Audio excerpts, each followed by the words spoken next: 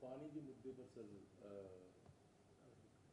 Sir, जो कल forest विभाग की बैठक हुई है और विभाग ने फैसला लिया है कि पंचायतों की जमीन पर अब अगर ग्राम पंचायत देना चाहेगी तो वन डेवलप किए जाएंगे, क्या योजना है? ने कल मीटिंग की और एक माननीय प्रधानमंत्री जी ने कुछ दिन पहले एक मीटिंग ली और उसमें ये कहा कि सभी डिस्ट्रिक्ट में, एक शहर में और एक गांव में ऑक्सीवन बनाए जाएं। मिनिमम 5 एकड़ और 100 एकड़ तक कहीं जमीन मिलती हो तो आप उसमें ऑक्सीवन बनाओ। हमारे ऐसे बहुत से कस्बे, बहुत से गांव हैं जो बनवाने की इच्छुक हैं। तो कल मीटिंग करके मैंने अधिकारियों को कहा है कि सभी जगह नगर पालिकाओं से, नगर परिषद से, नगर निगम से, कि जहां भी वो जमीन देना चाहें और कोई गांव जमीन देना चाहे 5 एकड़ से ऊपर, तो वहाँ ऑक्सीवन लगाया जाए ताकि आने वाले समय में हमारा पर्यावरण ठीक हो सके।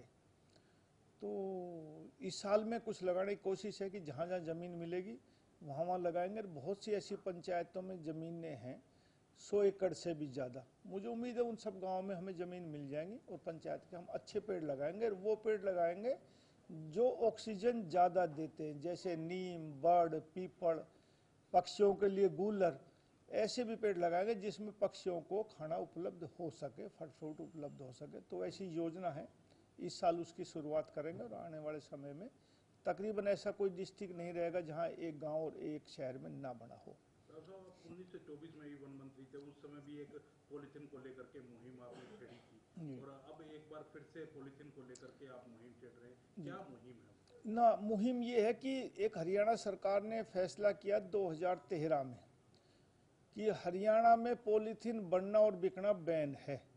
लेकिन आम चलन में देखा गया कि हर रेहड़ी पे, हर दुकान पे, हर बड़ी दुकान पे, हर मॉल में सभी इस्तेमाल पॉलीथीन का करते हैं। कैसा बैग हो, छोटा हो, बड़ा हो, अच्छा हो, बुरा हो, सब करते हैं। और मैंने साइंटिस्टों से पूछा तो ये पता लगा कि पॉलीथीन को गलने में तकरीबन 400 साल लगते हैं। इस पॉलीथीन से 2-3 नुकसान है। एक तो सीवर चौक की जो शहरों में समस्या आती सबसे ज़्यादा, वो इस पॉलीथीन की वजह से आती है। दूसरा, यदि हम इस पॉलीथीन को हम जलाएंगे तो जो इसका धुआं निकलता है वो सबसे ज़्यादा प्रदूषित हमारे शहर को और हमारे वातावरण को करता है। तीसरा, यदि हम इसको धरती में डालेंगे, कहीं भी डंप होगा, धरती के नीचे चला जाएगा, तो इसको गलने में 400 साल लगते हैं। तो इसका ये इलाज, जब सरकार ने इसको बंद कर दिया और तकरीबन 11-12 साल हो गए सरकार की तरफ से बैन हुए बनना और बिकना, तो अब मैंने कल मीटिंग बुला के कहा कि एक पायलट प्रोजेक्ट के तहत गुड़गांव को शुरू में लो, कि हमारा गुड़गांव एनसीआर का एक मेन जिला है और सबसे ज़्यादा प्रदूषित है। और तकरीबन बारिश के अलावा आप छोड़ दो तो 200 से 400 तक AQI गुड़गांव का और आसपास का रहता है।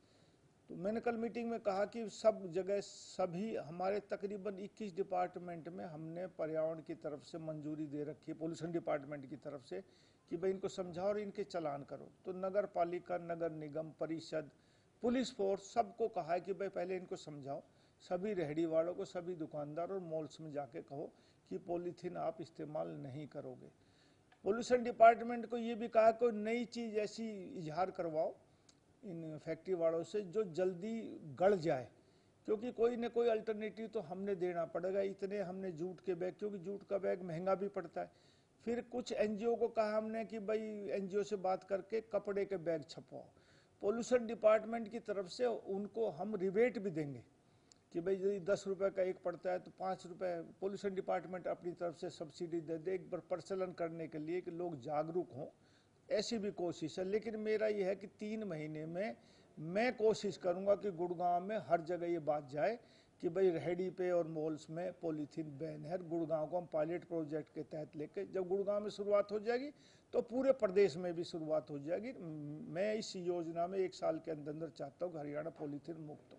इंडस्ट्रीज पर भी कार्रवाई की जाएगी जो बनाती है? जी, मैं अभी, हमने मानेसर में माननीय मुख्यमंत्री नायब सैनी जी भी गए थे कि इंडस्ट्रियल मीटिंग हुई थी हमारी, तो उसमें भी मैंने उद्योगपतियों सबसे कहा कि तुम जो भी मैन्युफैक्चरिंग करते हो सबको पॉलीथीन बैग में पैक करते हो, तो इसकी जगह कोई नई चीज़ आप इस्तेमाल करें।